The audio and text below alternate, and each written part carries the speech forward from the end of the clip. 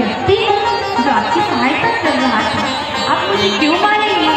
बोले देखो भैया, मुझे बार बार चोट लग रही है। बोले देखिए, आप रहुगण हैं और आप अपने गुरुदेव कपिल मुनि से मिलने जा रहे हैं। अब यहाँ पर जड़ भरत जी की ऐसी बातें सुन करके जो राजा रहुगण हैं वो विचार करते हैं कि ये तो कोई साधारण मनुष्य नहीं है।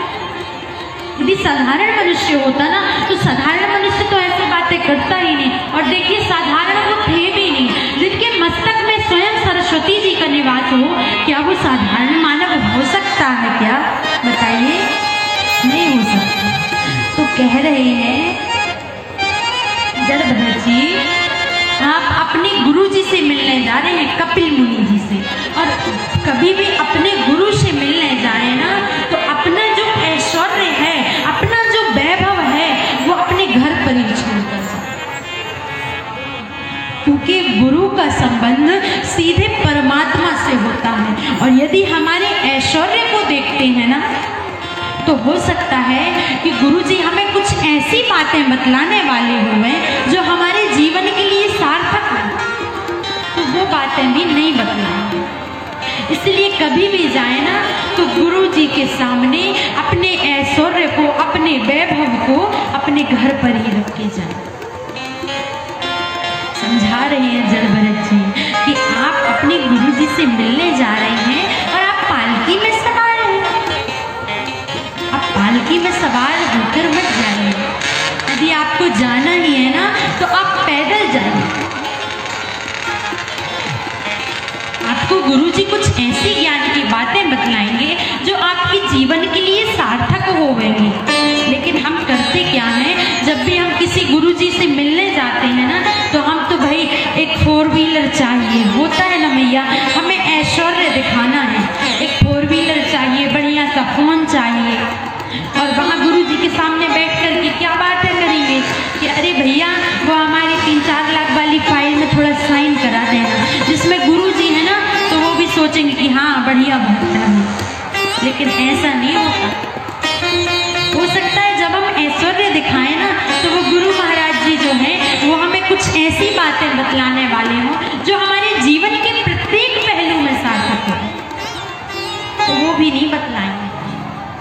इसलिए जब भी गुरु जी से मिलने जाएं तो अपने ऐश्वर्य को, अपने वैभव को अपने घर पर ही रख के जाएं। बिल्कुल छोटा बन के जाएं कि प्रभु हम तो कुछ जानते नहीं, हे गुरुदेव हम तो कुछ नहीं जानते, जो कुछ बातें बतलानी है ना ये आपको ही बतलानी है। तो रहुगण भी अब पैदल अपने गुरु जी से मिलने चले जाते हैं।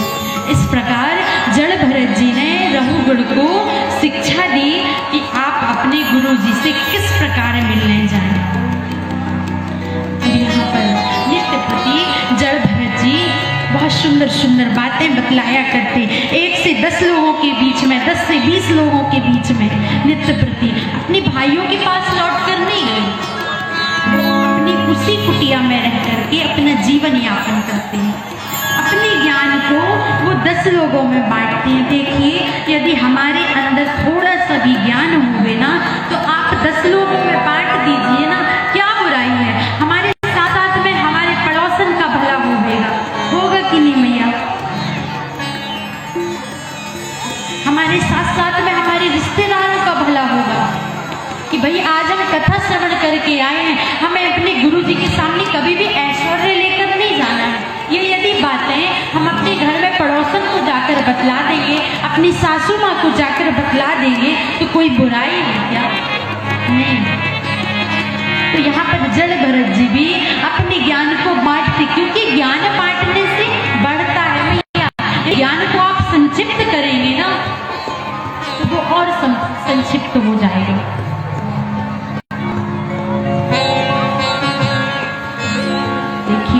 यहाँ जड़ भरत जी अपने समय का सदुपयोग करते और सभी को ज्ञान की बातें बतलाते और बतलानी ही चाहिए, क्योंकि भगवान कहते हैं कि यदि व्यक्ति ज्ञान की बातें बतलाता है ना तो उसका जीवन भी सार्थक होता है। हम किसी भी परिस्थिति में, कई बार होता है यदि गरीबी आ जावे ना तो हम क्या कहते हैं कि हे भगवान तुमने हमें इतनी गरीबी दी। तो देखिए ये एक पहलू है, गरीबी अमीरी ये एक पहलू है। ये भगवान एक ना एक बार सबको देते हैं, लेकिन जब व्यक्ति ज्यादा ही अमीर हो जाता है ना तो वो भगवान का भजन भी भूल जाता है। वो ये भूल जाता है कि जिन परमात्मा के कारण हम यहाँ तक पहुँचे हैं, हम इतनी अच्छाइयों तक पहुँचे हैं, उस परमात्मा का भजन ही छोड़ देता है। देखिए ऐसा नहीं करना चाहिए। यदि गरीबी हो, अमीरी हो, सुख हो, दुख हो, भगवान आपके साथ में ही है, ईश्वर आपके साथ में ही है। बस हमें पहचानने की आवश्यकता है। अब देखिए ठाकुर जी के कई संकेत मिलते हैं हमें, और मिलते ऐसे हैं लेकिन समझने में थोड़ा सा देर हो जाती है। कई बार होता है ना जब हम पूजन करने बैठते हैं मैया, तो हम करते क्या है, कभी हमारे हाथ से कभी लोटा भूल जाता है जल का, कभी चंदन ही भूल जाता है, कभी बाती भूल जाते हैं, कभी माचिस भूल जाएगी, कभी अगरबत्ती। तो देखिए ये भगवान आपके साथ में रास रचा रहे होते हैं, इसलिए ये भूल जाते हैं। भूलते हैं कि नहीं, इसलिए भूलते हैं क्योंकि भगवान उस समय हमारे साथ में रास लीला करते हैं।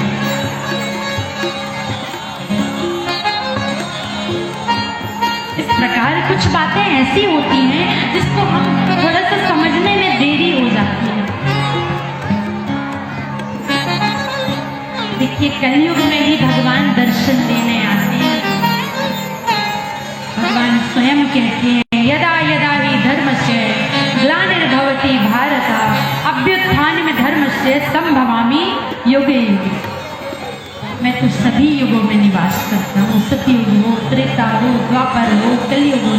बस हमें आवश्यकता है ठाकुर जी को पहचानने की, कि हमें पहचानना कैसे है कि ये ठाकुर जी ही है। भैया कई बार होता है, एक बार की हम अभी सत्य घटना बतलावें जो हमारे साथ हो चुकी है। हम अपने मध्य प्रदेश में ही जबलपुर में हम ठाकुर जी के वस्त्र लेने गए हुए थे, ठाकुर जी की पोशाक लेने। अभी लगभग ये मैया 1 से 1.5 माह पहले की ही बात है। तो हमने कहा मैया ठाकुर जी की पोशाक तो हमने ले ली, लेकिन हमारा आज बड़ा मन चला है, बड़ा मन हो रहा है कि कुछ हम खोवा वाली जलेबी खा लें। मैया ने कहा ठीक है, लेकिन बेटा ज़्यादा समय हो रहा है किशोरी जी। हमने कहा नहीं मैया हमें तो खानी है। मैया ने कहा चलो बाद में खिला देंगे। अब पास में ही एक जगन्नाथ भगवान जी का मंदिर था, तो हमने कहा अपन रुक करके थोड़ा देर यहाँ पर दर्शन करते हैं। तो हम और मैया और दीदी जी भी थी, तीनों साथ में थे। तो हम लोग दर्शन करने लगे जगन्नाथ भगवान जी के, और जैसे ही दर्शन करके आए वहाँ बैठे हुए थे, तो वहाँ के जो पुजारी जी थे, संरक्षक जी थे, तो उन्होंने कहा कि आप प्रसादी लेकर के जाइएगा। हमने कहा चलो इससे सौभाग्य की बात और क्या हो सकती है। हमने कहा ठीक है। अब हम बैठे हुए हैं, यहाँ पर सामने से ही बहुत सारे डिब्बे आते हैं प्रसाद के लिए। प्रसाद जैसी भोग लग करके आता है हमारे सामने, तो पुजारी जी ने जब हमको प्रसाद दिया तो उस प्रसाद में पता है भैया क्या था, खोवा वाली जलेबी। तो हमने कहा ये तो बड़ी आश्चर्य का विषय है कि जगन्नाथ भगवान जी की कृपा ही समझ लें हम, कि जिस खोवा की जलेबी को खाने के लिए हम आपसे निवेदन कर रहे थे मैया, वो जलेबी तो हमारे समक्ष ही आ गई। आपने नहीं खिलाई, लेकिन गोविंद ने हमें ये खोवा वाली जलेबी जरूर खिला दी। प्रसाद में और कुछ मिठाई भी तो आ सकती थी और कोई लड्डू भी तो आ सकते थे, लेकिन खोवे की ही जलेबी क्यों आई? क्योंकि एक भक्त का मन था, जिस मन को हमारी मैया ने पूरा नहीं किया ना, उस मन को ठाकुर जी ने पूरा कर दिया। हमने कहा ये चमत्कार ही है, और हमारी आंखों से अश्रुधारा बहती। मैया कहती है आप क्यों रो रही है? ने कहा मैया हम तो अपने आप को सौभाग्यशाली समझ रहे हैं कि हमने जिस चीज की कामना करी वो